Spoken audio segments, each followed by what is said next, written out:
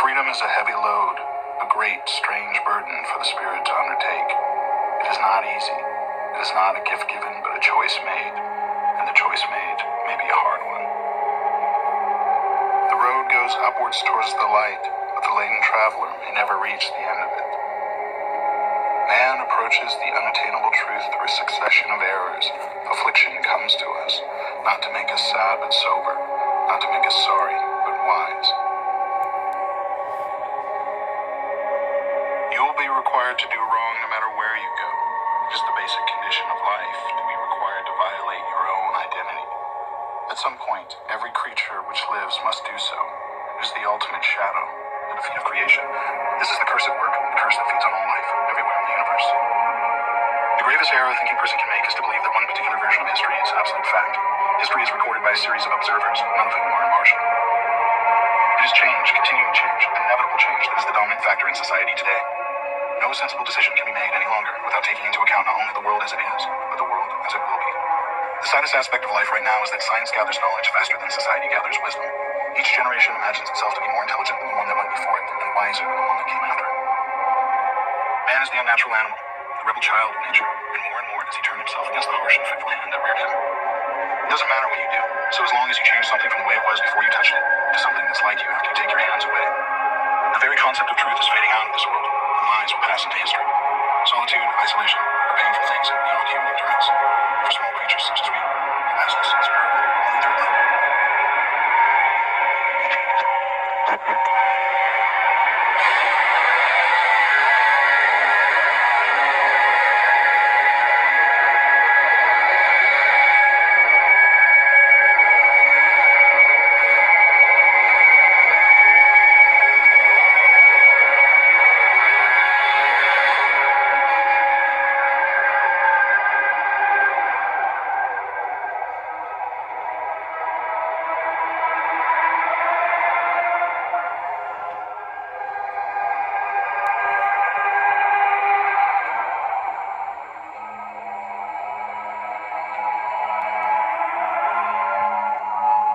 Blessed glorious Trinity, bones to philosophy, but milk to faith, which has wise servants diversely, most slipperiness, yet most entanglings hath.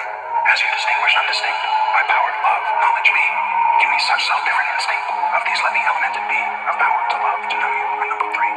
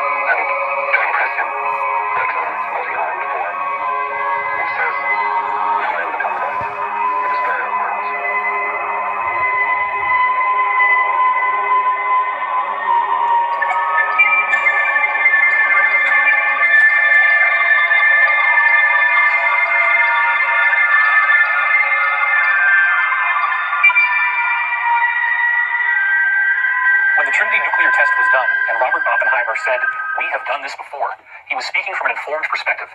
In the ancient Hindu text, the Bhagavad Gita, there is a reference to a bolt of iron charged with the light of 1,000 suns. It describes radiation sickness. It describes elephants screaming and dying. It describes the shadows that are left on the ground after the blast goes off, all things that we're now very familiar with in the nuclear age. The same culture that described what appeared to be the use of a modern nuclear weapon also was describing things like anti-gravity craft that flew through the air with no sound called vimanas. These craft could pass right through a mountain, and they also used some sort of particle beam weapons. You have human-looking beings that are larger than the rest of us and have blue skin, like Krishna, and they also have extraordinary abilities. And in addition to that, you have weird reptilian beings called Rakshasas, who are also codenamed snakes. And these beings clearly appear to be of a reptilian nature. This even goes to the point that you still to this day have temples in India in which there are people called Nagas who have a human-like top, but then from the waist down they literally have a snake's body. All of this stuff takes on a much different investigative hue once we look at the fact that the actual record of what we now know a nuclear bomb looks and acts like is dutifully recorded in these Hindu scriptures. So Oppenheimer was aware that this weapon unleashed a fury unlike anything we'd ever seen before. Prior to Hiroshima and Nagasaki, the scientists were the rock stars. Thomas Edison, Alexander Graham Bell, Marconi, Tesla. These were the rock stars. These were the people who made our lives so exciting that we went from essentially a primitive situation where in order to have food preserved, we have to have an ice box where literally pieces of ice are covered with sawdust, to now we have electric refrigerators. We have electric lights so we can read at night. We have thoughts being beamed wirelessly by radio, and then eventually even pictures through television. This was so exciting. People could travel, transcontinental railroad, all these things were coming out that had never happened before. The private automobile without the need for horses. And then all of a sudden, the nuclear explosion shows that technology hit a screaming brick wall. We could not trust any longer that our toys would be the instruments of our enlightenment. They could actually be the instruments of our destruction. Loading these nuclear weapons ended up basically acting as beacons to a number of ET races in our general area. The primary energy pulse that occurs in one of these explosions sends an energy that feeds back through the fabric of space-time. All stars, all planets are connected through electromagnetic filaments. Scientists call these connections the cosmic web. It looks like a giant spider web all throughout the cosmos. When a nuclear explosion occurs, it sends a feedback through this cosmic web. This is a problem because these extraterrestrials not only communicate through this cosmic web, but they actually travel through it from star to star. Therefore, when we detonated these devices, we sent out a signal saying not only are we at a certain level of advancement, but we're not at a certain level of advancement spiritually. Oppenheimer's key quotes revealed that he did not know what the effect of the detonation of the nuclear bomb would be. When they conducted the Trinity test, they were unaware as to whether or not this explosion would create a chain reaction that could actually destroy the whole Earth. And yet they proceeded forward because they believed that this weapon was the only way they could end World War II, and thus the ends justified the means. But how potent and how powerful these technologies can be, we can never expect to be able to handle them if we operate them from a low consciousness. When you raise your individual consciousness, when you actually make the effort to become more aware of an individual, that has a mirrored effect to society. It's the law of correspondence, as above, so below. So when you become more conscious of an individual, that makes society itself raise in consciousness. And when each one of us, every single one of us, begins making ourselves more aware, society itself is going to become more aware. Multiple insiders with credible military and corporate backgrounds have said that extraterrestrial spacecraft have appeared over nuclear missile installations and have completely powered them down. First, I'd like to briefly describe the incident that I experienced in March 1967. At that time, I was a first lieutenant, U.S. Air Force, stationed at Malcolm Air Force Base, Montana. I was trained and assigned duties as a missile launch officer for the Minuteman I intercontinental ballistic missile. We had operational control over 10 Minuteman nuclear missiles. On the evening of March 24, 1967, while my commander was on a scheduled rest break, I received the first of two phone calls. The first call was to report unidentified lighted objects flying above the facility. Well, they were hovering above the nuclear silos, and what was happening was they didn't attack the nuclear silos. All they did was shut down. Captain Robert Salas had like 8 nuclear-tipped ICBMs. They all got shut down in rapid succession. And these systems have triple redundancy backup systems. So, and the guards up topside were with their weapons drawn, with a glowing red saucer above the silo.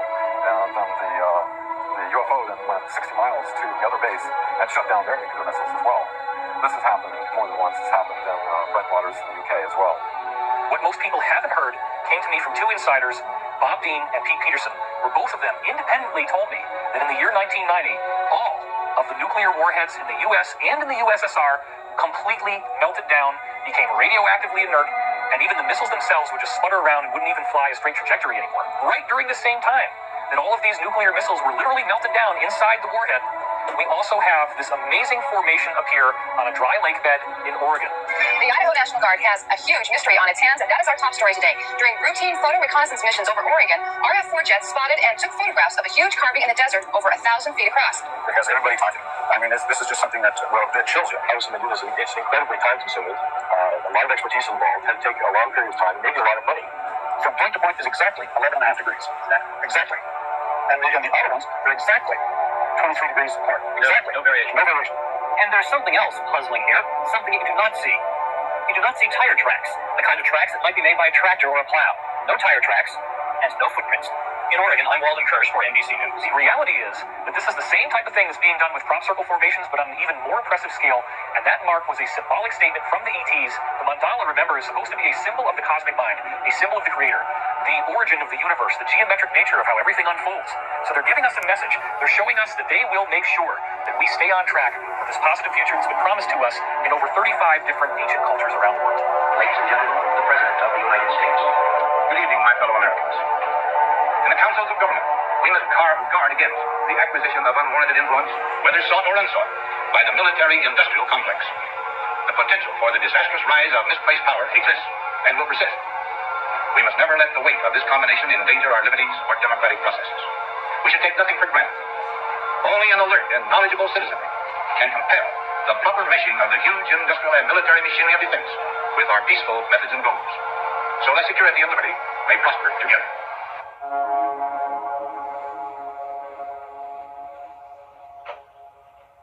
So when I really think about the speech from Dwight David Eisenhower, his farewell speech about the military-industrial complex, it brings up a lot of stuff for me. I was recruited to go off planet in 2006, and it seems to be related to the alternative 3 scenario that relates to creating colonies off planet. And the Mars colony was the planet that was being discussed during that time. And so when we hear about a warning like that, but we don't hear about the actual alternatives or agendas or ET government treaties and some of the things that were taking place, what was he really trying to say? There's so many layers to the military-industrial complex that we're starting to discover now. And I've been definitely researching and digging real deep in order to understand really what he meant. And as many have uncovered and been a whistleblower for, and just my own experience in that Mars recruitment, we discovered a secret space program, this multi-level shadow government with compartmentalism, things that happened after the Second World War, and the infiltration coming in from Project Paperclip to the American government, MK Ultra having so many branches. So it's like, okay, here's a warning about the misplaced power that exists and will persist if we as an American people don't start to become empowered, which is basically what I got from it. I feel a lot of pride in a lot of my family members about that speech, but I would say that I'm a family member that has, I think, recognized some layers that were not brought to my attention growing up, that I've been able to sort of share with them. And again, there's compartmentalism. The NSA signed something in 1947 that made it legal, like a law, that you can disclose this sort of stuff without massive ramifications. And here we are in this particular window, without oaths being signed by many of us, with more freedom of speech and more of an ability to bring light to all of this. And that's why the speech is really relevant, because it rings true to today. Those warnings are something that we're beginning to finally uncover. Actually started back in 1955 with the Eisenhower administration that was forced into a treaty, somewhat of a surrender, with a Nazi faction that had been operating. One of the witnesses that was Brigadier General Stephen Lufkin, who was on Eisenhower's staff, who was aware that he lost control to the corporations and that it would not be in the best of hands. And so once this treaty was signed, Nelson Rockefeller restructured the whole CIA MJ-12 operations. So now our legal government is no longer in the loop. They also replaced the complete MJ-12 group that was originally set up by President Truman with Allen Dulles as MJ-1, or head of the MJ-12 operations, of all people, who was highly instrumental in Nazi infiltration. What happened was, when this happened, all of the reverse engineering operations over Wright-Patterson Air Force Base in Ohio were moved to Area 51 S4, where Eisenhower realized that he had lost control when he attempted to look into it. He was denied access. A five-star general was really pissed, so he threatened to invade Area 51, where the First Army out of Colorado. And until they allowed 2 agents to give a report of what's going on over there. And what they found was that several craft were being reverse engineered that were extraterrestrial and German origin. One of the ways that the Nazis obtained their advanced technology before World War II was through the use of a channeler called Maria Orsic. Maria Orsic was channeling telepathic messages from extraterrestrials that were offering her plans and schematics to actually create anti-gravity craft. Maria Orsic channeled this information for the Occult Vril Society in Germany. This information was later used by these German secret societies to build out many of their crafts. Because they were focused more on the qualitative superiority rather than the quantitative, they were more focused on having more advanced technology rather than more tanks and boots on the ground. They were losing the ground war in Europe, but they were obtaining the more advanced technology. And to save that technology, they took it down to Antarctica pre and during World War II. In the late 1930s, the Nazis had an expeditionary group go down to Antarctica, and they found some very interesting things. They found a region under the ice that was created by geothermal heat from volcanoes, and there would be 3 miles of ice, and a few thousand feet above ground level would have been melted by the geothermal heat, and the rest of the ice acts as an insulator, causing it sort of like an igloo effect, and the dome would grow from the heat, the geothermal heat, and it would melt and run under the ice, and that's some of what was lubricating the ice and causing it to move.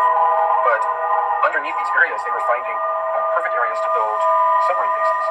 So not only did the Nazis build out submarine bases, as they developed more and more of their space program, they developed out a massive spaceport. After these spaceports were developed, and the Nazis had handed it over to basically the Americans began to develop more and more research and development bases in Antarctica. In the late 1950s, a treaty was signed that stated that Antarctica was only to be used for peaceful research. Well, we were holes under the ice in various areas and building out these giant complexes, much like I think it was called Project Iceberg back in the 1960s, where in Greenland, the United States Army Corps of Engineers was building out an ICBM base hidden under the ice, and it was very sophisticated. I'm told that they were very similar in when they were built and how they were built to the buildings that were built in this program. Companies that were given access to these R&D bases began to develop NBC testing, they called it, nuclear, biological, chemical testing, which in the programs usually translates into them working with clones, working with different chemical compounds to affect how people develop psychologically or physiologically. So a lot of very, very dark scientific programs began to be developed down in Antarctica, and indeed are going on to this very day. One of the biggest things that the cabal does not want us to know about are the existence of these R&D bases and all of the horrible crimes against humanity that are occurring on these R&D bases. On December 9th, 2015, William Tompkins released his epic book, Selected by Extraterrestrials. I became aware of it early in 2016, but it wasn't until he had conducted several interviews that he and I became friends and began speaking regularly. The story of William Tompkins is quite amazing. Here's a man who's 93 years old, and he gets hired right as he begins his military career in the Navy, working in a highly classified program for the United States government at the highest levels, where he was personally responsible for getting information from 23 different American spies who were embedded in the German secret space program, which apparently included bases in Antarctica. A single Navy operative went into Germany. This is like 1939. He didn't believe this, but there was very strange organizations and different research groups all over, not just Germany, but in the occupied countries too. And strangely enough, Germany was putting in production fantastic vehicles. They didn't have wings on these aircraft. They didn't have empennage or tail. They had landing gears. Some of them were triangular shaped. Some were rectangular shaped. Some were round shaped, like a saucer. And so he, being a spy for the Navy, found out all of these fantastic situations that were going on inside of Germany. And this is an important point. Instead of him going to his boss, coming back to the United States, he went directly to the Secretary of the Navy, Forrestal. Forrestal gets tapped on the shoulder. He gets told, don't select a Navy officer to head up these operatives. What? He's told to select somebody who had never been in Annapolis. Now, almost every Navy officer, whether they're a one-star or a lieutenant commander, they've all been through Annapolis to learn how to be a Navy officer. It turns out, Forrestal is told that every book in the libraries, every book in the colleges, every book in the universities, every book on this planet is misinformation. It's misinformation. So, which is initiated by the Draco reptilians as far back as 6,000 years ago. The reptilians really came into control and started to be able to manipulate what was going on the face of the planet about 6,000 to 7,000 years ago. It is true that they have different masking technologies to be able to be in a room and look like a human, but usually they're in underground bases in various places on the globe, as well as in a huge area in Antarctica. The southeast region has a large number of underground caverns that are kept extremely warm, too warm for humans, by geothermal heat. It's a perfect place for all of these colonies that the reptilians have. They're basically cities, huge cities, millions of them. So, the Secretary of the Navy selects Rick Abada. He's not even an American. He comes over here with his family. He goes to school here. He goes to the second year in high school. He leaves school. He joins the Navy as a third-class seaman. Works his way up in the Navy. Now he's a commander. Okay?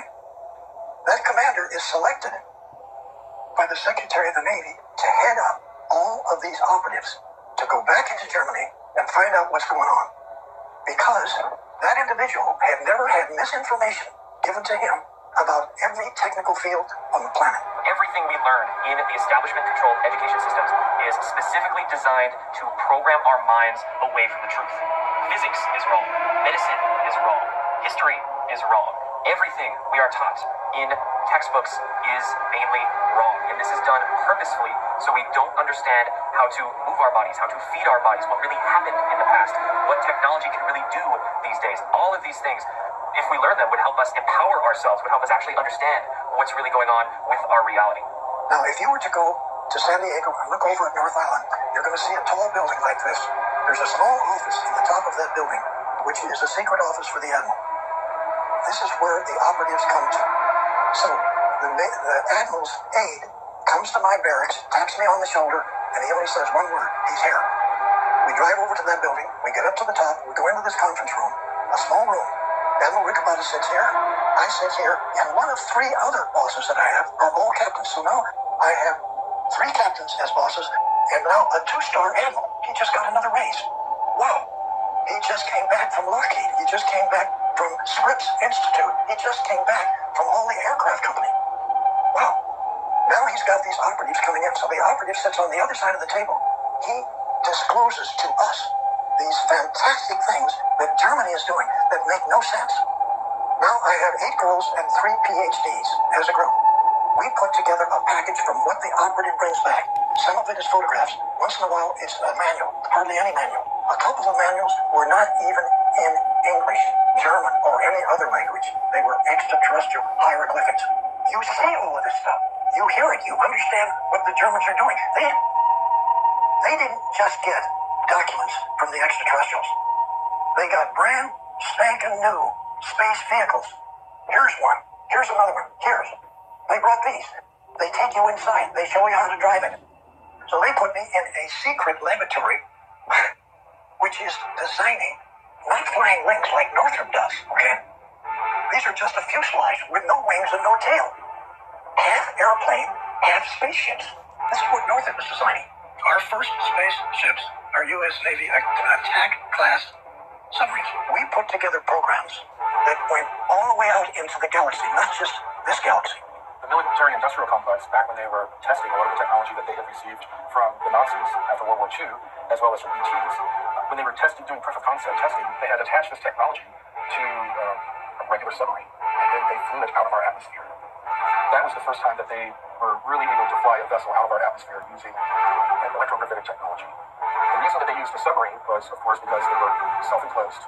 The crews that served on them were used to serving 6 months or more away from home, having all of their supplies with them. And they had the psychology of being able to handle those tight quarters for such a long time. The technology developed to a point where they developed the finances, these financial schemes, to begin to build out fleets of these long cigar-shaped craft. Some of them were kilometer long or longer, and they could make them longer by putting in sections. And the sections were modular, just like in modern submarines.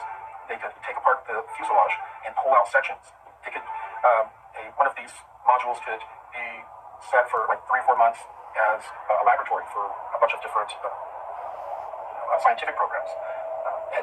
And then at its next time at port, the modules are swapped out and it's a hospital ship. The modules are swapped out the next time and it's troop transport, or it's just a long-haul freighter. So these ships are very modular. And in the beginning, they were using power systems that were nuclear. Then they moved to thorium type of electrical generation. And then they moved to some sort of zero-point electrical generation. And that is what they currently use. This is totally unreal. That this happened like in 1942 on this planet. Extraterrestrial come from who knows where out in the galaxy. Germany gets to be the country that these Draco reptilians pick out to do 2 types of missions.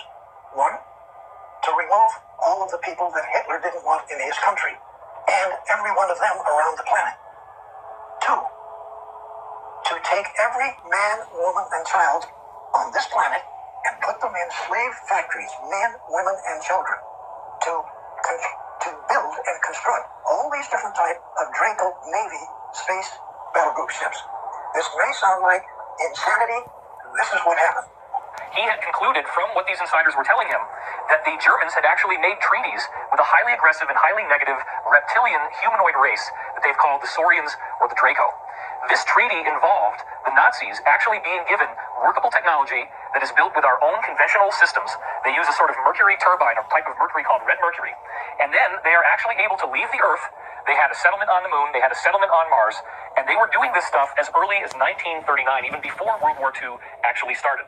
As you can imagine, everybody was thinking he was crazy, but yet these insiders were reporting literally standing there, in which you have 8 foot tall, even 12 to 14 foot tall reptilian extraterrestrials, terrifying in appearance, they smell bad, actually advising the Germans on how to build this stuff in these various bases, including that in Antarctica.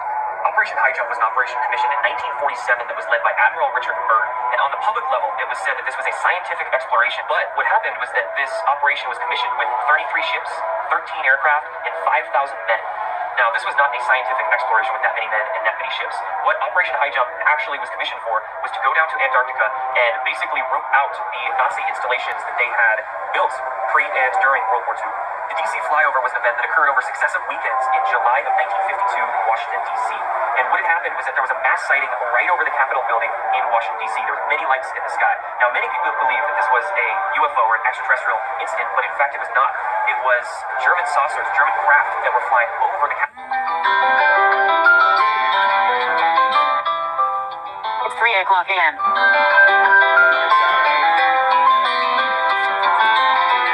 Building and essentially forcing the hand of the Americans to accept many of these Nazi scientists into their control structures. When many of these Nazi scientists came into America after World War II in Operation Paperclip, they infiltrated into basically every power structure in the United States, government, media, medical systems, basically everything. After World War II, James Forrestal went to Germany to tour many of the research facilities that the Germans had over in Europe, and John F. Kennedy actually accompanied him on those tours. Some believe that Kennedy was actually given information by Forrestal about secret space programs and the UFO phenomenon. And near the end of James Forrestal's career, he was also embroiled in many policy struggles within the United States government. He wanted to disclose the UFO phenomenon and the technologies associated with it. It was said that he committed suicide by jumping out of a high-rise hospital that he was staying in at the time of his death. But of course, many people are also believing that he was actually pushed out of the window and in fact assassinated to prevent him from working to disclose these technologies and UFO projects. They had a really troubled Eisenhower that passed over the torch over to Kennedy. Before leaving his famous speech of, beware of misplaced powers when the industrial military complex, and only an alert and knowledgeable citizenry can protect our future liberties and freedoms. Kennedy, with his background in Office of Naval Intelligence, and documents show that he was aware all the way back to 1942 of operations happening. Kennedy had Allen Dulles as the CIA director. Finding the nefarious activities that Allen Dulles was doing, he eventually fired Dulles and replaced him with John McCone. Because Kennedy was trying to look into these activities, Allen Dulles set up an assassination directive that was revealed in what's called the Byrne Memo, one of James Jesus Angleton's memos that they were attempting to try to destroy all. One intelligence operative was able to pull it, basically saying that Lancer, or the code word for JFK, has been looking into our activities. This we must not allow. This group was working with the group that was with the treaty in 1955. So when Kennedy put forth the top secret document to the CIA director looking into the MJ-12 and CIA operations with the extraterrestrial, he was silenced with an assassination 10 days later. Years went by.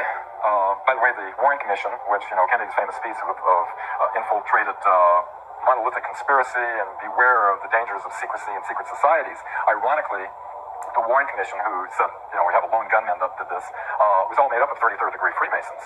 And afterward, the CIA put out a memorandum to its operatives to use the term conspiracy theorist for anybody questioning, and it's used today as a common ploy to discredit people who are questioning the situation. The closest we ever came to having technologies and the existence of non-terrestrials go public was actually in 1962-63. I'm told through alliance sources that President Kennedy was indeed going to make some announcements, and also make announcements that he was going to take drastic steps against some of these secret societies that were running the planet. Therefore, they worked through the CIA to have him eliminated. When he was eliminated in a very public way, the cabal came into power in a very public way. They had been controlling things very covertly up to that point. And since then, they have overtly controlled the destiny of the United States. The very word secrecy is repugnant in a free and open society. And we are, as a people, inherently and historically opposed to secret societies, to secret oaths, and to secret proceedings. We decided long ago that the dangers of excessive and unwarranted concealment of pertinent facts far outweigh the dangers which are cited to justify it. Even today, there is little value in opposing the threat of a closed society by imitating its arbitrary restrictions. And there is very grave danger that an announced need for increased security will be seized upon by those anxious to expand its meaning to the very limits of official censorship and concealment. That I do not intend to permit to the extent that it's in my control. We're both in skull and bones with the secret society. It's so secret we can't talk about it. What does that mean for America? The conspiracy theorists are going to go wild. I don't know. I haven't seen the web. Number 322? How much were you going to say in secret society? That's right. What are your answers?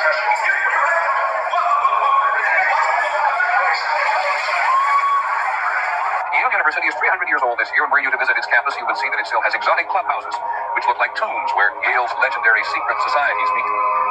The videotape provides a grainy glimpse into what appear to be the initiation rituals of a secret society that's been around since 1832, with members have gone on to be leaders of Wall Street and the White House, the Senate and the Supreme Court. What they captured, they say, was initiates, known as neophytes, being forced to kiss a skull, then members performing a mock killing. Still, Rosenbaum says the tape is a valuable artifact, an extremely rare view into the secret society that groomed the American ruling class for generations. Dan Harris, ABC News, New York. We see the remains of humans with elongated skulls all over the world. When you look at Egypt, there are countless depictions having these weirdly elongated skulls. This includes Akhenaten, Nefertiti, and their daughter Meritaten. In the case of Meritaten, there are multiple granite busts that you can see that were carved of her, in which she clearly has no hair and has this freakishly elongated skull. Remember, this is a culture that was apparently building pyramids at the time that these sculptures were made. The people with the elongated skulls had apparently been keeping their lineage secret and hidden in the Egyptian priesthood. But then remember that Egypt became weak and it was conquered by Rome. What happened when the Romans got in there is that they made a secret agreement with these people in the Egyptian priesthood who still had the elongated skulls. They created a safe haven for them in the Vatican City. The Library of Alexandria was burned down, but only with a false flag where they burned tax documents and census documents. They took all the good stuff that included books from before they came to Earth and relocated that to the Vatican Library. Then you go across to the other side of the Atlantic Ocean, and once again you have a pyramid-building culture in Mesoamerica with people depicted in their inscriptions who have elongated skulls. And unlike the case of Egypt, with Mesoamerica, we now have the added benefit that there are multiple elongated skulls that have been dug up and were not censored, but are actually on display in museums in places like Bolivia. We have the researcher Brian Forster, who is bringing out new examples of elongated skulls, and they are being genetically tested, they're being analyzed, and they have clear physiological differences from the skulls that the rest of us have. These people have very large brains. Discover magazine in the year 2009 came out with an article called What Happened to the Hominids Who Were Smarter Than Us? And it describes how in the early 20th century, elongated skulls were found in Boskop, South Africa, thus earning them the name the Boskop skulls. And they were given ceremonial burials. Apparently these people were revered in their society. But the article claims that the brain volume is almost twice what ours would be, and thus the average person in their society would have an IQ of 150, and some of them could have an IQ that goes up to 300. These weird elongated skulls were also found in a dig in Siberia in a town called Omsk, and the men who dug them up were so afraid that many of them actually started crying and left their jobs and refused to come back. We furthermore see in the case of the Mongolian conquerors that there were reports of them having weird elongated skulls. And most recently, even in Europe, we have found tombs of the nobility, the wealthy people who preserve their bloodlines, such as in France. And they also have this bizarre elongated skull feature. It wasn't until insiders started talking to me that I thought about the fact that in the Vatican, you see people wearing these mitre hats, and those hats would very nicely conceal an elongated skull. These people with elongated skulls would look like us in their faces, and the hat would conceal the only thing that would make them appear to be different. My research also turned up data on an Italian noble family from the 14th century known as the D'Este clan. And the D'Este clan had very close ties to the Vatican.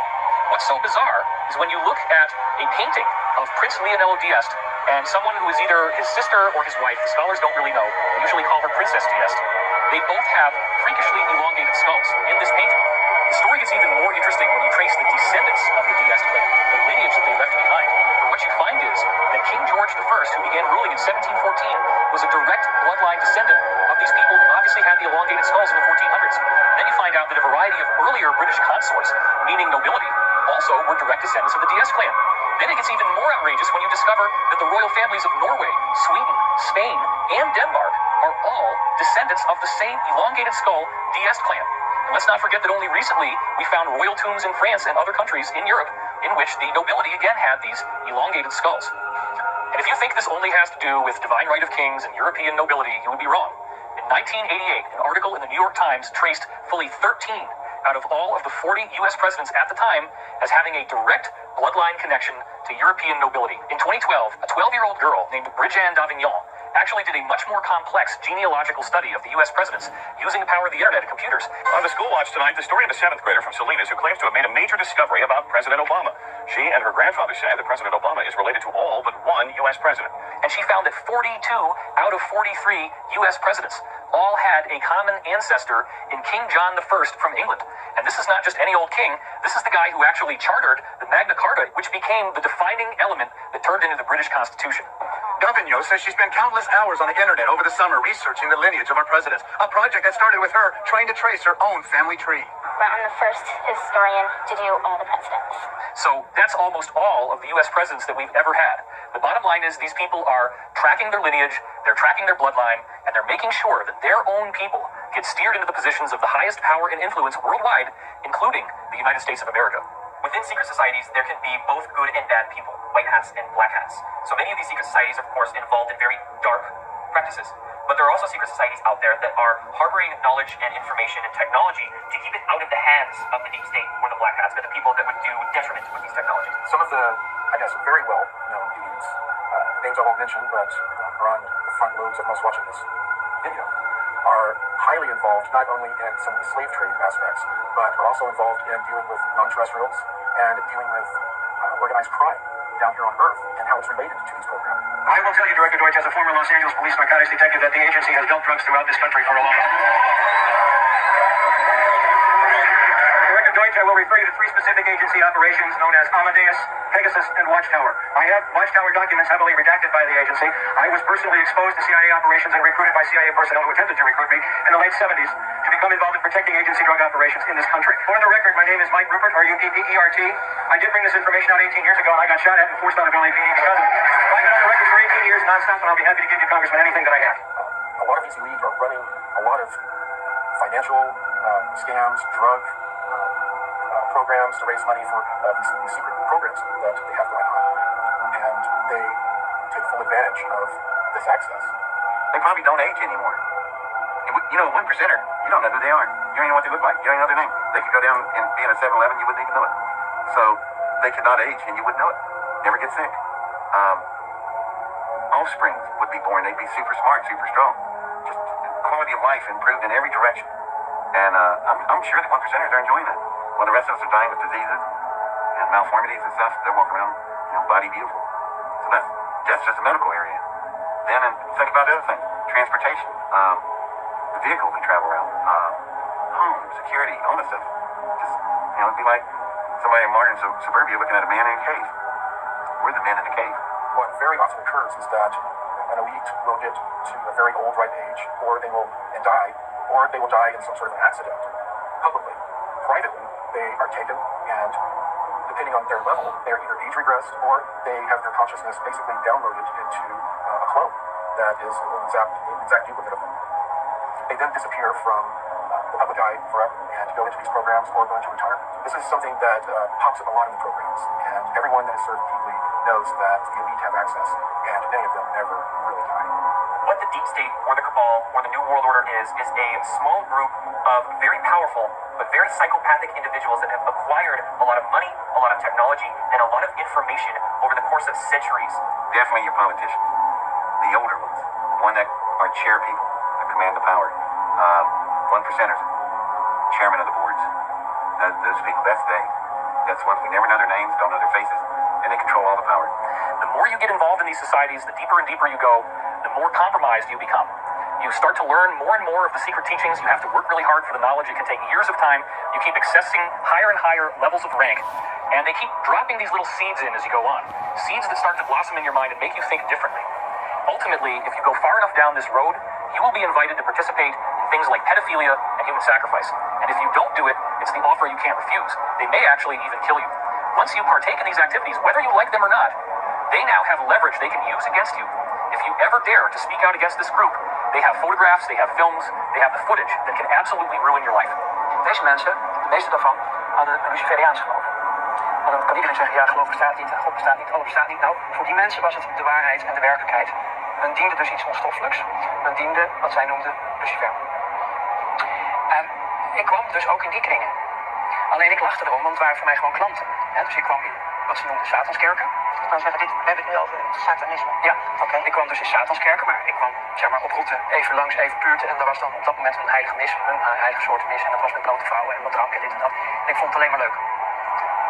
Ik hechtte weinig of geen geloof aan hun geloof. Of ik was er eigenlijk niet eens van overtuigd dat het überhaupt allemaal wel bestond. Het was meer een schouwspel. Ja, ik zag gewoon de donkerte en de slechtheid en de diepte daarvan zit in de mens zelf. Ja. Ik koppelde het nog niet zo. Maar ook die kringen verkeerde ik dus in, omdat ja, als gast zeg maar. Omdat ik vond het allemaal wel leuk. Al die blote vrouwen en al die dingetjes die daar gespeelden. Dat was het vrije leven. Maar er kwam een moment, toen werd ik dus uitgenodigd, daarom vertel ik dit ook, om mee te gaan doen aan offers in het buitenland.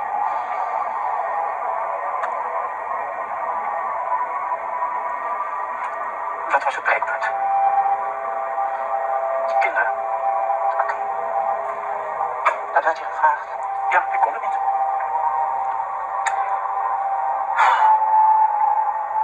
The reason that these elite dark occult societies sacrifice and traffic children, first and foremost, is the energy associated with it. So when a human is in the state of fear and trauma, they release a energy, and this energy can be picked up by essentially negative extraterrestrial beings, negative archonic influences, and they feed off it. They literally feed off the energetic release of fear and trauma.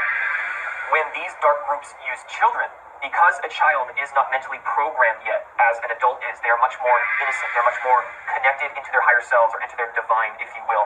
The trauma that they release is much more potent than using adults. During these ritualistic practices that the elite participate in, one of the compounds that is released in the children's body during torture, during trauma, is a compound called adrenochrome. It's released out of the adrenal gland during highly traumatized incidents, and this adrenochrome acts as essentially a drug.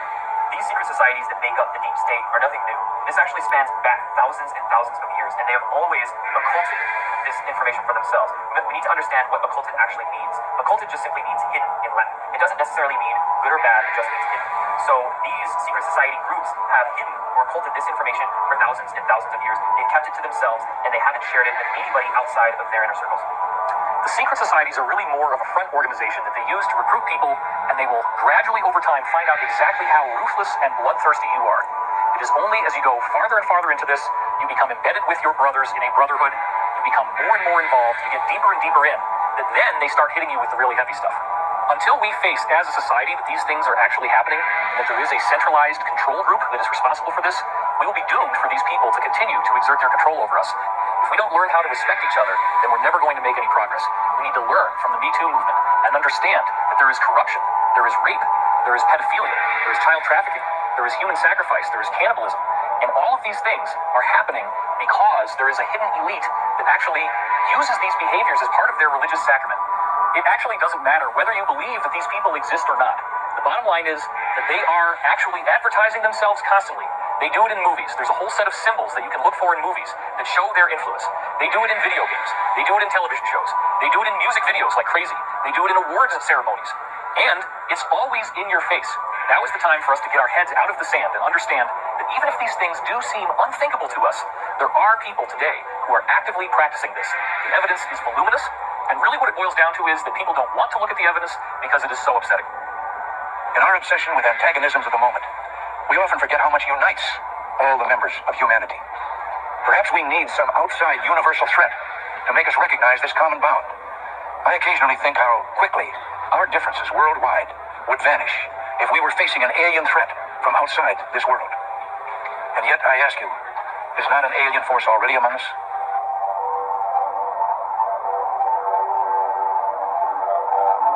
Solar Warden went active 1980, 1981. It was funded in large part by SDI, for President Reagan, though that money was funneled off in many different programs. Solar Warden was developed to do exactly what its namesake says, to police our solar system. We were now able, we had the technology to prevent these interloper ET races from coming into our solar system, grabbing our people. We could now stop them. So, Solar Warden was developed and began to do its job of policing the solar system. At the same time, we had the Interplanetary Corporate Conglomerate, which is made up of all of these military-industrial complex corporations. We have all of these other programs that are developing technology at the same time and are developing much, much more advanced technologies. So advanced, in fact, that there are ET races that come here to trade for our technology. Corey Good is the one insider I found whose testimony ties all of these different threads together. I've heard Corey have knowledge of something that each of the different other insiders I've spoken to had said to me in the past. Nobody else had ever done that before, and that was fascinating because I had not put this information online. The information was proprietary. It was things that I'd heard over the course of conversations that could have gone on for many, many dozens of hours over time, spreading across about 20 years worth of my own past history. I think they chose children for these MyLab programs in several different ways. They had to profile them. They definitely used standardized testing and a few other ways to identify whether they had a skill or talent that they needed. Then they would check out their family life.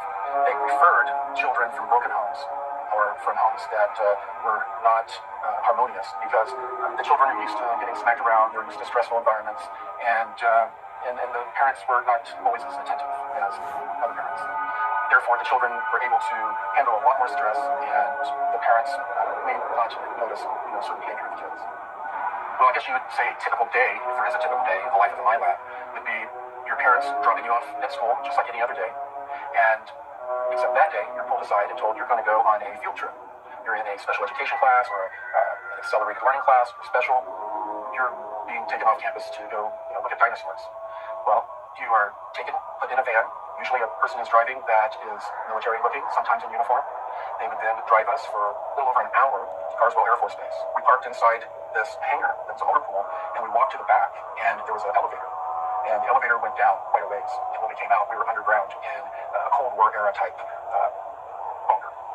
That would then lead us to another set of elevators that would take us down where we would get on underground trams that would, there were trains that would take us over 500 miles per hour anywhere in the world. When we were sent to one of these locations through one of these shuttles, we would then go through, sometimes because of travel time, we would only get 45 minutes of training in, sometimes 2-3 hours of training in.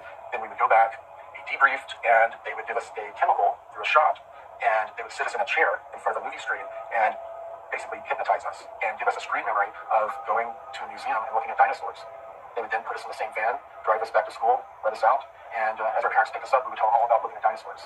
MKUltra was a program done by the CIA in the 1950s and 60s, and within MKUltra, they experimented with trauma-based mind control through the use of electroshock therapy, through the use of mind-altering drugs, through the use of even hypnotic regression, and many other techniques to figure out how to control and program human beings.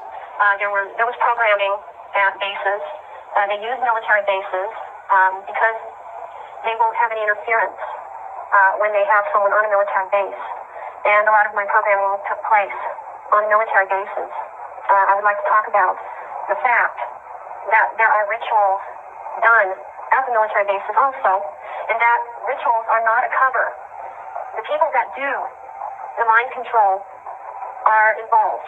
And rituals are very much a part of how they do things. For example, naval intelligence members or people that are in naval intelligence are usually very involved with Ordo Templi Orientis. And that doesn't mean that everyone in naval intelligence is involved in that. But naval intelligence is responsible for a lot of overseeing of ritual activity in this country. And they are responsible for a lot of this going on. There are other organizations, other agencies involved, but naval intelligence is very involved. We were taken to some kind of facility out on the Nevada desert, and for a long time I thought it was Area 51. But there was also another underground facility at Tonopah, so either Area 51 or the Tonopah facility was taken to a medical dispensary type of place, and I was sat down in a waiting room with the lights off. Everything they did seemed to be to cover memory, to make sure that if anybody did remember anything, being in a room with the lights off, you wouldn't be able to see the people clearly, things like that. I was given fatigues to wear that night, with no rank insignia, no name tags, no identifying marks of any kind. Was forbidden to speak to the other people that I was out there with, beyond what was necessary to run the test. So the situation they put us in was very isolating and very frightening, terrifying actually. And so we got to this facility, we sat down in this waiting room with the lights off, and I still see it really clearly. I could draw a picture. And one by one, we had to go off to the side in this little room. Finally, they called my name, and I went into the little room. It was a small room. There was a security guard in there in desert camo fatigues, wearing a sidearm. He was standing at parade rest. And I was told to lay down on this stainless steel examining table that looked old, like it was maybe from the 40s or 50s. And I lay down on there fully clothed. I didn't have to take anything off. And I waited for a long time with that security guard watching me. And finally, some guy in a white lab coat came in, the same door I had gone in, to the room in. And he said, "Stay calm," 3 times in this really deadpan monotone voice. And He walked past the security guard, up the right side of the table, got up to the right side of my head, and then he had a hypodermic needle hidden in the sleeve of his lab coat, and he injected me in the side of the neck right here. And whatever the chemical was went straight to my brain. And so I'm kind of in shock from whatever this injection's doing to me, because it went straight to the brain, and I was like, in shock.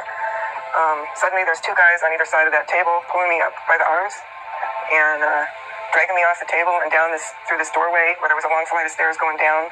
For some reason, I remember it as one long flight going down, not switchbacks, like a lot of store cases are. It was just straight down. They half carried me, half dragged me down those stairs. And at the bottom of the stairs, there was like this little room that had a one-way mirror in it. And I went through the effects of that injection in that room. And I felt like, I've described it so many ways down through the years. It was kind of like feeling like your body's turning to soda pop fizz or beer foam. It's just like, when your leg goes to sleep and it comes back and there's all the pins and needles and tingling and everything else like that. It was like that was happening to my whole body. But super duper intense, pins and needles. And I just curled up on the floor and just screamed because it was just doing this number on me, and I felt like I was coming apart somehow. I don't know why or how I thought that, but that's how my body felt. It felt like it was just going to come apart and run down a drain in the floor. And I had a feeling that because of that mirrored thing on the wall, I think it was a one-way mirror, and they were looking at me through the mirror to watch me go through the effects of this. And I racked my brain to try to come up with some idea of what this injection was and what it was for. And the only thing I've been able to come up with is maybe they were trying to create a chemical version of ascension. One of the technologies that I was exposed to while in the MyLab programs were the chemical cocktails they would use on us. They would use them to enhance us in many different ways. Some of the ways that we would be enhanced would be if they discovered we had an intuitive empath ability. There was a cocktail that they would give us that would enhance it, make it many-fold stronger. They would also give cocktails to people that would have hormones in them that would make them stronger, faster, and think quicker. A major part of the program was that when you started, they were not quite sure where they would send you. A lot of the kids that were in these programs, they would end up in different syndicates here on the Earth working for the Cabal, and a small percentage, very small, would end up going in this secret space program. Certain children who had certain DNA, and I was connected with that. And what they did was, when we were like 5 and 6 years old, they took us there, and they trained us, and we learned and we trained and we did all sorts of operations when we were there. Now, when I was 5 years old, my parents moved to Los Angeles at the time, out of the blue, and I was living on Sepulveda Boulevard. And the Mars jump rooms for children were on at 999 Sepulveda Boulevard. I now know. So, and I didn't know, so I had these memories before I knew that this particular information about these Mars jump rooms on Sepulveda Boulevard. It was a lot of training, so say from 5 years old to 25 years old was spent there. And I know some of the people now who are back here, but what they did then at the end of the Mars, at the end of that thing, is they used age regression technology, brought us back to 5 years old, and then placed us exactly back to where we were. The reason so few went into the secret space program was that most of the participants, almost all of the participants, are pulled from various military branches. They bring people in to the military, send them for training, testing, find out where their skills lean, and if they have the fortitude for this type of mission, and then they're invited in or drafted in, and they'll serve a 20-year term. And this is referred to as a 20-back. And after that 20 years, they're actually age regressed and regressed back in time using the technology that was handed to us by non-terrestrials. And then they were buttoned up in time, placed back into life, and then they finish out the rest of their military term, and then return to civilian life, having no memory of serving in the secret space program. The whole point of regressing people back in time after serving in the 20 and back and wiping their memory has to do with a deal that was made with an extraterrestrial group that gave us that technology. There's a Nordic group that are engaged in a time and space battle with a reptilian group. This battle's gone on for many thousands of years. When delving into this research, some people formulate ideas that there's only good extraterrestrials here or there's only bad extraterrestrials here. But we need to understand that the law of polarity is universal. There's both good or benevolent extraterrestrials here to help us, and there's negative extraterrestrials here to essentially feed off of us and traumatize us into a state of fear. These negative extraterrestrial species involve some gray species. They also involve many reptilian species and many non-physical archonic entities that can also remotely influence and utilize much of that fear energy and traumatized energy that we're releasing. Towards the end of my training, it started to become pretty clear that I had done very well in intuitive empath training. I'd done very well in the rest of the general training that I was given. And I was starting to be introduced to non-terrestrial beings. So it became very obvious that I was going to be interacting with non-terrestrials, and I assumed it was going to be in an off-world environment. Little did I know that I was going to be drafted in this program when I was 16 years old. And it was during my Christmas break, between the age of 16 and 17 years old. I turned 17 in February. I was taken from my room. I was then taken to Carswell Air Force Base. I was then transported to the moon, where I sat and signed a bunch of papers that were non-disclosures, or just a big stack of papers signing my life away when I wasn't even 17 years old. The Lunar Operations Command is a moon base, and it was built out originally by the Germans in the late 1930s, early 1940s. While they were building this complex, they had utilized an ancient alien building that was not too terribly far away. They had found a bunch of these buildings on the moon, and they found one of the buildings that they were able to patch up with some of the concrete they made from the local regolith. They then were able to pressurize it and use it as a base of operations while they built out their operation. After a number of years, and after Operation Paperclip, it served its purpose and integrated the Nazis into the military-industrial complex. The LOC was handed over to the Americans. When approaching the moon from Earth in an electrogravitic craft, you will find the moon will be at a distance, and then it will grow very quickly in front. And then the next thing you know, you are above the surface. You will then fly in the electrogravitic craft at breakneck speeds, such that you don't feel inertia. You find yourself hunting maybe 90 feet, 300 feet above the lunar surface, going at incredible speeds until you reach a crater. And then you find yourself orbiting the crater. The person piloting the craft radios in, requesting permission to land. You don't see anybody land. All of a sudden, a little haze kind of occurs, and then there's base. So their operation command. And as you fly down and over, there is a control tower where they control the air traffic. As you fly around this base to make your final approach, you see a secondary crater. And as you fly down into that crater, it's fairly deep, and you end up popping out into a lava tube section, where you immediately see a giant building built into the middle of that lava tube that blocks it. And it's built kind of like the shape of a bell, and it looks like the outside of a battleship almost, the way it's built. You then fly in and land in the bay, and you're now at the Lunar Operation Command. Well, some of the testimony in this company over the last year in particular has been nothing short of startling in terms of the degree to which the space program, the secret space program, has expanded.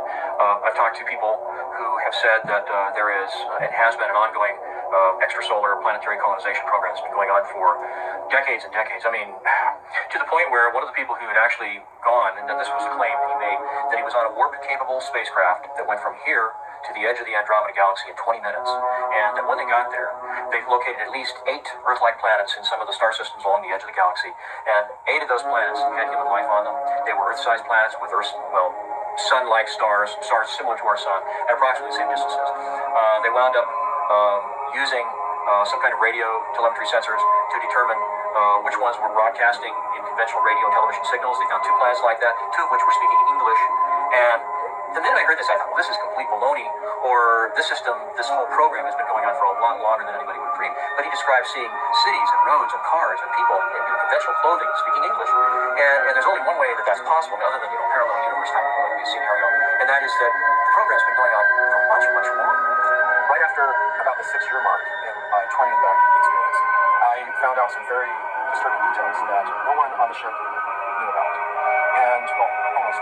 I was approached by a heavy officer Wheeler, someone who I honestly had a crush on, and she used that to her advantage. She needed me and an engineer to help her get into a room, a restricted room, and look into some pods. She wanted to know what was in those pods. She had a bag full. Well, I helped her get in, and I was standing watch. She and the engineer opened up one of the pods, and they were cryogenic chambers, and they were full of people that had basically been treated like they'd been fighting good, cleaned to sent to the market. While I saw this a little bit from a distance, some gas was escaping from this pod, and it overcame the petty officer and the engineer, and they collapsed. And as I was turning to run through the door I was watching through, I collapsed. After I came to in the sick bay, they had explained that the 2 others had died in the accident, and that I was being held for debriefing. I was then debriefed, told not to repeat the information to anyone else. If I wasn't valuable to the event path, my fate would have been much different. So they sent me back to my regular duties and told me that from time to time I was going to be pulled over to work on a different deck on a different project. And this project was basically a galactic slave trade. It turned out that for many decades, while we were developing technology to try to fight some of the negative ETs, there were extraterrestrials that were coming into our solar system, or coming to our planet, would swoop down and kidnap and meet them, and then take them and trade them off into some sort of galactic slave trade as well. After a while, the benevolent powers that be decided, you know what, this is a commodity. If we start calling our own people and trading them off to these extraterrestrials, we can get trinkets, we can get technology, we can get biologicals. And this is what happened. They would trade human beings for biological samples, much like what Emery Smith would end up receiving in his lab and doing different experiments on.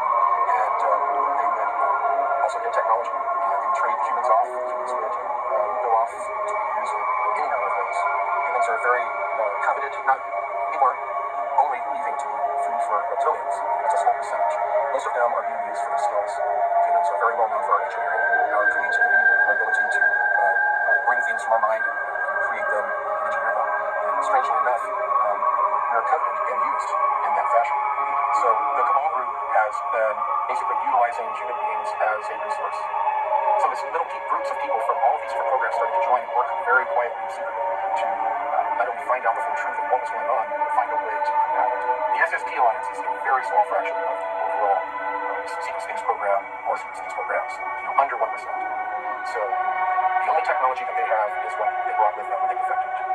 It is a ragtag group that is doing their best to bring full disclosure to humanity. They don't want a slow, protracted disclosure. They want all of these technologies given to all of humanity at once, not to any one group, any one country, to everyone at once. And that is what the Secret Space Program Alliance has been doing for. The collective story that these insiders have shared with me is much bigger than where the UFO community had been going up until then, and thus it has utterly revolutionized the whole basic discussion of what everyone is now talking about. Whether they agree with it or not, everyone has had to deal with the concept of the secret space program. According to some estimates, we cannot track $2.3 trillion in transactions. On September 10th, 2001, the day before 9/11, then Secretary of Defense Donald Rumsfeld testified in front of congressmen about $2.3 trillion missing from the Pentagon. In 2015, the Inspector General report came out detailing that that number grew from $2.3 trillion to $6.5 trillion missing from the Pentagon. This money is going into living knowledge projects both above our heads and below ground, into deep underground military bases and secret space programs with technology far beyond what many of us can even realize. Our black budget, for instance, garners 1.0 every 2 years. It's over $500 billion a year. But right now, there are 131 active deep underground military bases in the United States. There's 1,377 of them worldwide. Each one has an average cost of $17 to $19 billion. Each one is built in the site. It used to be, it'd take a year to 2 years to build each one, and now they're capable of building a couple of them a year with sophisticated methods. Area 51 has only one base, one of the 131 bases. Of these 131 bases, I call Area 51 a mega base. It's got more than one base in it. Tonopah Test Range, Area 51, S2, S4, Groom Lake, and a host of others. Now, these mega bases are gobbling up our gross national product. Right now, we're spending 28% of the gross national product on building underground bases solely.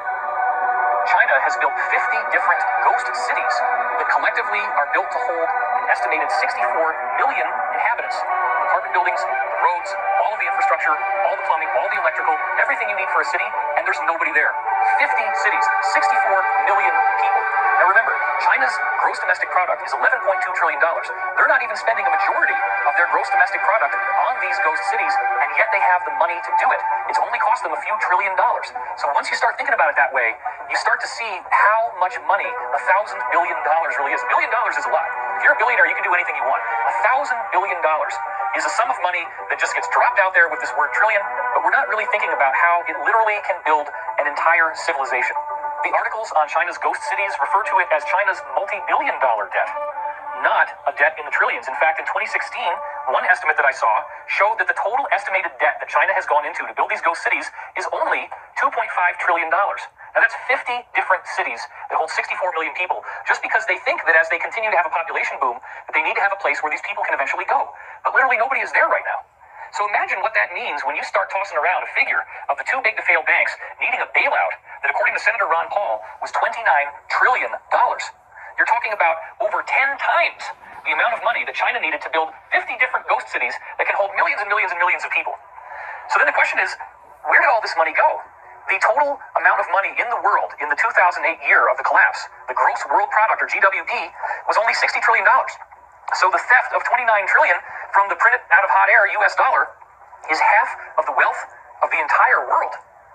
Try to wrap your head around this, because what I'm telling you is, from all the insiders I've been speaking to for the last 20 years, they are building civilizations. It's just not above ground where we see it on the surface of the planet. There is vast amounts of underground drilling. There are huge caverns, 20, 30 miles wide, that they've built out into gorgeous, elaborate cities, and they're building entire civilizations on planets and moons in our solar system. This is where the money is going. Well, I have a copy of the Inspector General Act here in front of me, and it says, among other things, that it's your responsibility to conduct and supervise audits and investigations relating to the programs and operations of your agency. That's correct. So I'm asking you if your agency has, in fact, according to Bloomberg, extended $9 trillion in credit, which, by the way, works out to $30,000 for every single man, woman, and child in this country. I'd like to know, if you're not responsible for investigating that, who is? At this point, we're conducting our lending facility project at a fairly high level and have not gotten to a specific level of detail to really be in a position to respond to your question. Have you conducted any investigation or auditing of the losses that the Federal Reserve has experienced on its lending since last September? We're still in the process of conducting that review. Until we actually, go out and gather the information, I'm not in a position to really respond to the specific question. So are you telling me that nobody at the Federal Reserve is keeping track on a regular basis of the losses that it incurs on what is now a $2 trillion portfolio? Until we actually look at the program and have the information, we are not in a position to say whether there are losses or to respond in any other way to that. Mr. Chairman, my time is up, but I have to tell you honestly, I am shocked to find out that nobody at the Federal Reserve, including the Inspector General, is keeping track of this. What's amazing is that right now we're seeing the very first audit of the Pentagon ever, and this audit could very well begin to expose the trillions and trillions, upwards of even 21 trillion, if not more, money than that, begin to be exposed, and we might even find out very soon where all this money actually went. Let's go back now to the LIBOR scandal that happened in the wake of the 2008 economic collapse. LIBOR is an acronym that stands for London Interbank Offered Rate.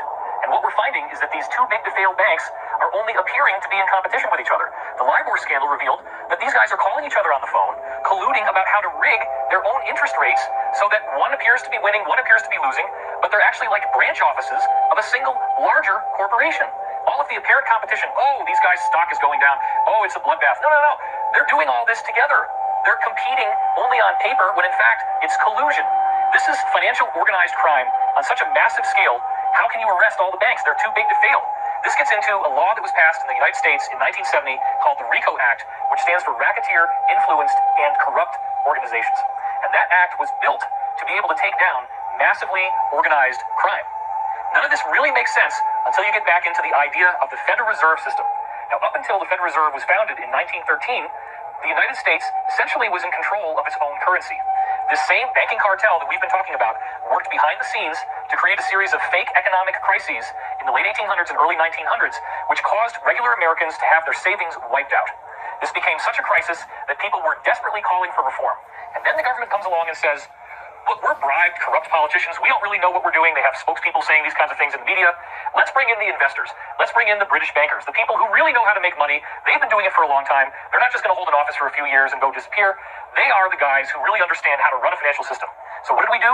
We handed over the issuance of American currency to a private corporation of private bankers. When you see Federal Reserve note on the US dollar, that means it's printed by the Federal Reserve. The Federal Reserve, since they came into power just over a century ago, has eroded the purchasing power of the US dollar by 99%. So what was really going on there? Do you think that these investors built up the equity of the United States, made us more profitable? It's exactly the opposite. We have been living in a prolonged economic depression. They just don't call it that because the metrics that we use to measure the economy are coming from a rigged system, just like we saw with LIBOR. Don't bother to look at the Dow Jones. Don't bother to look at the NASDAQ. That has nothing to do with the reality of everyone else and how hard it has become to earn a living. The complete wiping out of the middle class. You have rich and you have poor. And even among the rich, you then have super rich people where a concentrated small cluster of individuals have so much wealth that it could feed entire nations, entire peoples. So this is something that is an economic inequality that must be addressed, and the only way that we're ever really going to learn this is by a collective, massive understanding. I say the elite powers in control, which is really the same as these central banking dynasties that are basically sitting over the nations. They are a form of global government, except that they are not government at all. They're just dominance. They are dominance. They are the ones that issue the orders to all the nations. As we saw clearly in 1947, after Roswell, we saw these elite powers in control issue these orders to all the nations that anything real that comes up in regards to alien visitors or UFOs must immediately be covered up at all costs, no matter what. And that was the first, that was how that wall, the embargo of truth, that Berlin Wall went up originally in 1947. And that's an example of them in action over the nations. And that's the reason why disclosure and the images that conjures up in our minds is not a real thing, really. Because the nations, whether you're talking about the United States or any place else, they don't have the actual agenda of aliens to reveal. They're not on the inside of that. They really aren't. Nations just follow orders. That's all they do. And that's what they're doing now, and that's what they always do. And when you see them all doing something strange or something that seems out of the ordinary, it's because they're following the orders of the elite powers in control. We stand at the birth of a new millennium, ready to unlock the mysteries of space, to free the Earth from the miseries of disease, and to harness the energies, industries, and technologies of tomorrow. A new national pride will stir our souls, lift our sights, and heal our divisions. It's time to remember that old wisdom our soldiers will never forget, that whether we are black or brown or white, we all bleed the same red blood of patriots.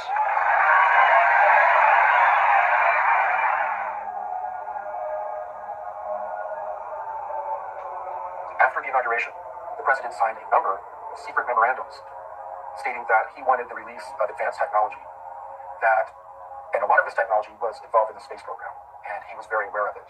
We know that President Trump is aware of advanced technologies because his uncle was the one who went in and cleared out the safe of Tesla after his death. So we're fairly sure that President Trump grew up bouncing on his uncle's knee, hearing stories of free energy. Aside from the Secret Space Program Alliance, we have a different alliance. It is made up of all of these countries that have been fighting against this cabal for 50 years or so.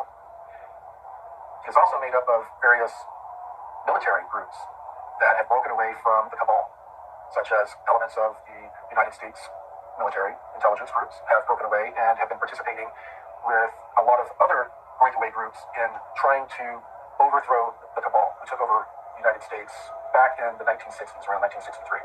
This alliance, Earth Alliance, began to get more and more organized. And they got organized to a point to where some of them approached some generals and told them that they wanted to do an open coup in the United States. These generals decided they would make one last-ditch attempt to get rid of the cabal legally. And that's when they approached Trump, allegedly, to run for president and allow them to legally get the country back, basically. The Alliance is an international group. It is a confederacy.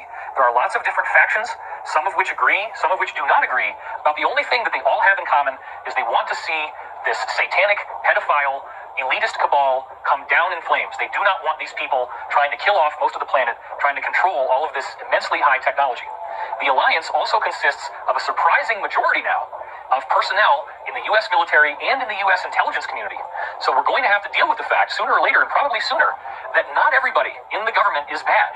This is part of the psyop that was put out through movies and through media to get us to completely distrust all levels of society, all of the institutions, so that no one will ever be able to oppose these people. You're not going to do this by a bunch of keyboard warriors on the internet. They're not going to actually take the solid action that needs to be taken. What you do need to see is what we now are counting up in August 2018 as 45,000 sealed indictments. Now, this is on the official U.S. government court record. You can go to the pacer.gov website, which lists all of the lawsuits and all the indictments filed in all of the different districts in America, and just count up the sealed indictments. The official count, the undisputed count, is 45,000, and the normal number for any given year is approximately 1,000. Now, this is a very, very big story that people are really not seeing exactly how awesome this is. Let's talk about what do you have to do to get a sealed indictment. Okay, a sealed indictment is the result of a secret grand jury proceeding. Now, what is a secret grand jury? A secret grand jury requires a panel of 12 to 23 U.S. citizens who are then given information and testimony from a prosecutor. The prosecutor is prosecuting a particular individual who is not invited to the proceedings, has no idea this is going on. And in legal terms, that's called ex parte. So he or she is testified against by the prosecutor, and then the jury has to decide if there is sufficient cause to prosecute this person with a crime. In which case, they file a sealed indictment. The indictment stays off the record. You don't get to know the person's name until they unseal it, at which point the person is immediately arrested. And then they get to have the regular trial by jury with a judge.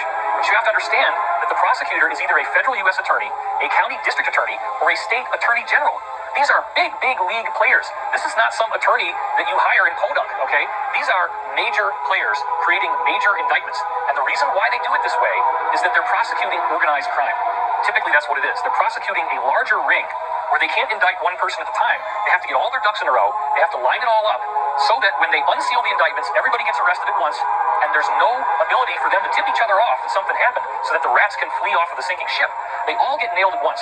The phenomenon known as Q, or QAnon, came onto the scene at the very end of October 2017, and what essentially occurred is that a group that called themselves Q began posting on anonymous online image boards called 4chan and 8chan, and what they were posting was a lot of questions, a lot of suggestions, a lot of very interesting and intriguing data sets that essentially laid out a real-time takedown of the deep state by alliance and white hat groups behind the scenes. As the QAnon briefings recently stated, these indictments are going to be like Watergate times 1,000. We've never seen anything like this in the history of the world. Some of the most recent QAnon briefings, which our insiders have told us is coming from the Alliance, have said that there are many, many figures in the controlled mainstream media who are in these indictments as well. So Harvey Weinstein is just the beginning. And isn't it interesting that when Harvey Weinstein was finally arrested, in his hand he had the biography of Elia Kazan, who was a guy in early Hollywood history who was brought in during the McCarthy investigations and sang like a songbird and ratted out many other people in Hollywood. And Weinstein has now said he is doing the same thing and that everybody in Hollywood was doing the same stuff that he was doing. So he was upset about why he got singled out. So once these indictments become unsealed, this will be the fulfillment of the mass arrest scenario that I have been leaking on my website since 2009. The only two indictments that we've had unsealed so far involved the cult group NXIVM, the founder of NXIVM, Keith Raniere, and one of his understudies, the actress Allison Mack. These are the only two unsealed court records so far. And their unsealed indictments actually labeled child sex trafficking on them. And NXIVM has found to be a hotbed of cult activity, of ritual abuse, and of child sex abuse, even. So if these are the only two records that have been unsealed so far, and they are taking down names of this caliber with charges of this caliber, we can only imagine what the rest of these unsealed indictments are going to show us. This is nothing new. It didn't start with the QAnon briefings, has nothing to do with who's president of the United States right now. This is a decades-long effort in the making, and they have tried and tried and tried in various ways to get this to work. They've had consistent failures, and now they're being much more systematic and much more methodical. It's all going to be done legally. All of the indictments are totally bona fide, and it's just that once this finally happens, it will be something we have never seen before in all of American history. A true second American Revolution.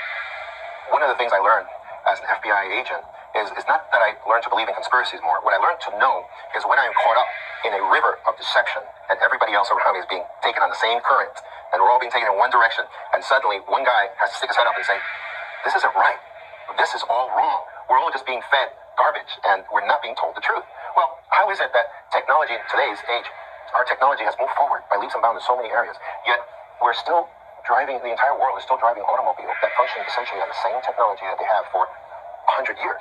100 years, and we're still using fossil fuels to fill up our gas tanks. How is that possible? That has not moved forward hardly one iota. I mean, they blend the stuff sometimes, but I mean, essentially, technology has been stuck for 100 years. Well, that's because that's one of the economic factors from the globalists that is so dead set against distributing real energy, which is free energy, which we know was discovered during Tesla's time.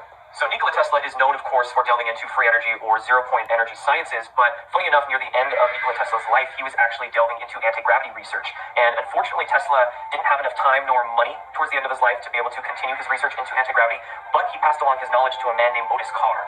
And a funny story about that, Nikola Tesla was staying in a hotel in New York near the end of his career, and during his stay at this hotel, he befriended one of the workers that was there, and that was Otis Carr. And they courted a relationship, and Nikola Tesla actually felt comfortable enough to begin sharing some of his research with Otis Carr. Now, Otis Carr then went, after Nikola Tesla's passing, to develop this research out a little bit more so, and Otis Carr actually developed what was called the OCT-X1, I believe, and it was actually a flying saucer craft that was piloted with the consciousness of the individual, and he did supposedly actual experiments that were successful in navigating both space and time with this craft. So we could say Otis Carr actually was the first person to begin to develop a civilian-based space program. But he was essentially run out of business and was not able to continue the work he was doing because the military-industrial complex suppressed his work. But the same forces that destroyed that, I mean, at that time, supposedly it was Thomas Edison, who was a part of the global system. I mean, he was the original fossil fuels and normal electricity system. And he was just a front man to destroy Tesla and destroy his, because the efforts to destroy his patents came from national government, not just Edison and his private conglomerate that had billions of dollars even at that time. And the reason for that is why? Because this effort to repress free energy is coming from the elite powers in control, the ones that sit on top of everybody and tell everybody, we gotta stop this. And what we're seeing today, of course, is that free energy is like a dam that they're sprouting leaks, and it's getting ready to burst forward because it is coming. It's coming really soon because it's been out there so long. And I think we're getting to the point where it is going to come forward. And it's going to come forward maybe from several sources at the same time because the pressure has built up so much from so many different sources. So I think we are going to get it very soon. I was asked to give a paper at Vandenberg Air Force Base to the American Institute of Aeronautics Master Flights. And their normal request would have been, tell us how you're trying to get new business using advanced technology. In other words, that was my job, to run 250 guys with different disciplines to try to get new business. But instead, I surprised them by saying, I want to give a talk called The Giant Discoveries of Future Science. And there was a moment of silence, and okay. So I developed this talk, and in this talk, what I established was, I distinguished the difference between engineering and science. Engineers being people who want to build something to make work, they don't really care how to get there. And the scientists who want to know the quote truth. And I made that distinction, and then I gave examples of 10 scientific facts that are essentially established. You know, the Earth developed by gradual processes, and the Maxwell's equations are the right answer, and Einstein, and E equals MC squared, it was all good. And I took these 10 greatest achievements by the 10 scientists and asked, what can we tell about these 10? And the interesting thing was that you could tell 3 things. Number 1, not a single one of them was known in field. Number 2, every single one of them had been criticized by their peers as being stupid or charlatans. And number 3, the average age was 23 when they made their discovery. So I took that thought and wrote down a list of what I thought were the 12 greatest discoveries of the future that we had to attack. And the first one was how the UFOs work.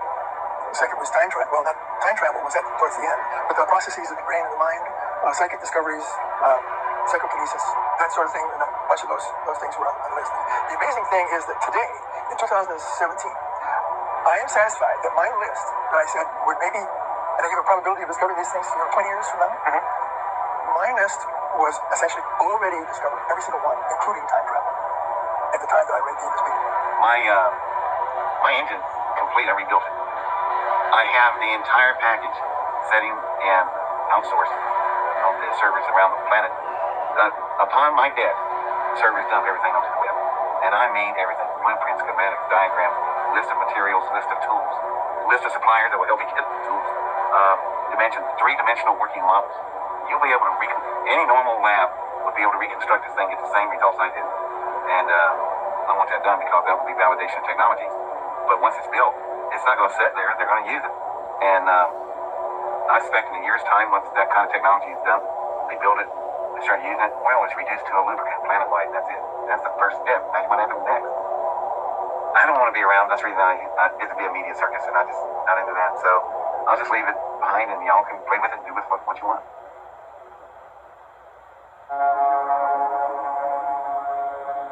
So how do we hear all of this information and not feel disempowered? How does it not feel hopeless?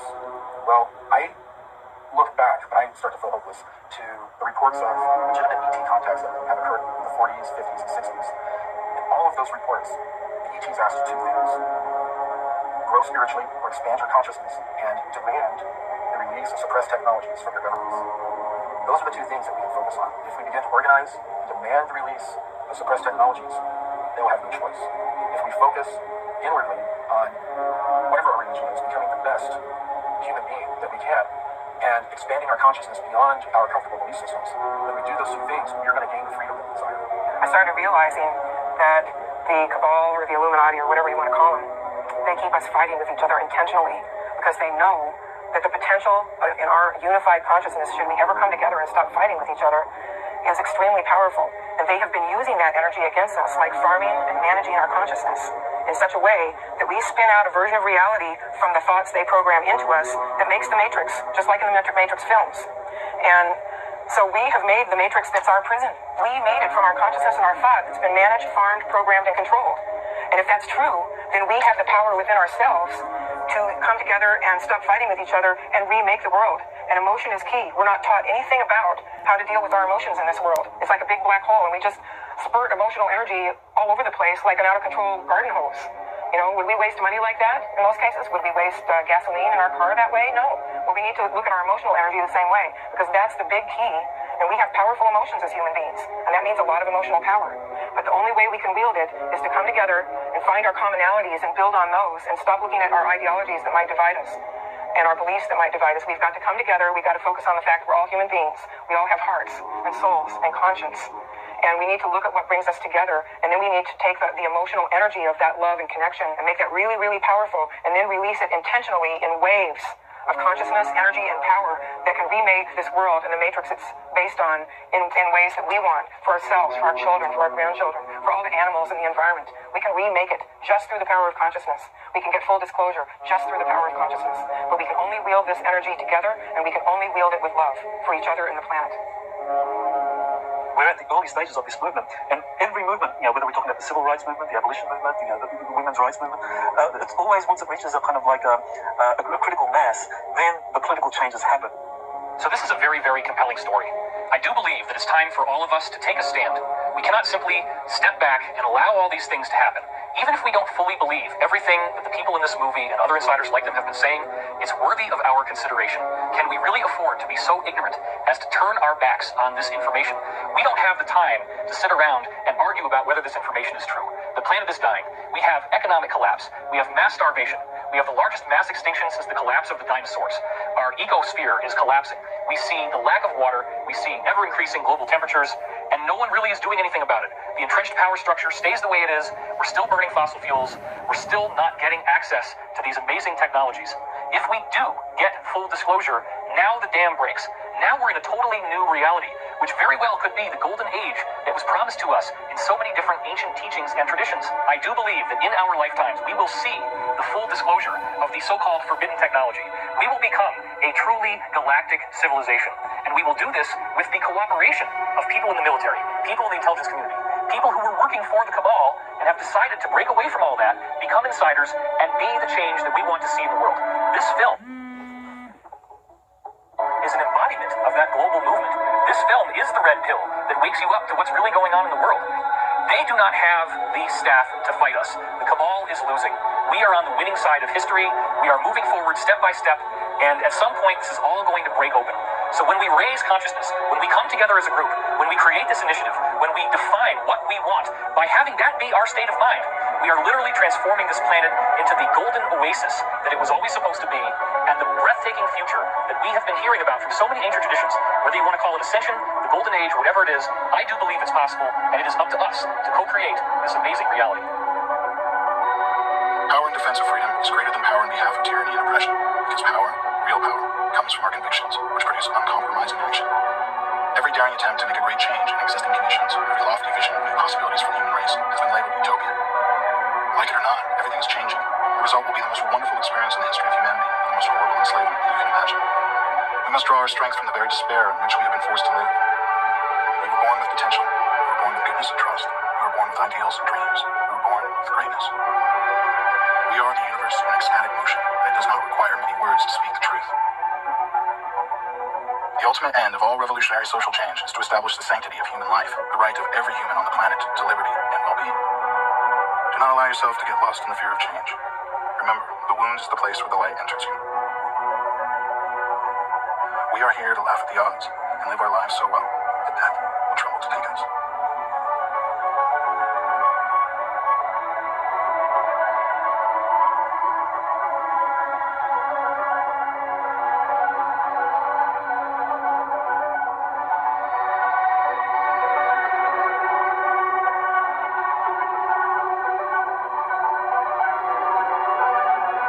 Very importantly, I'm hereby directing the Department of Defense and Pentagon to immediately begin the process necessary to establish a Space Force as the sixth branch of the armed forces. That's a big statement.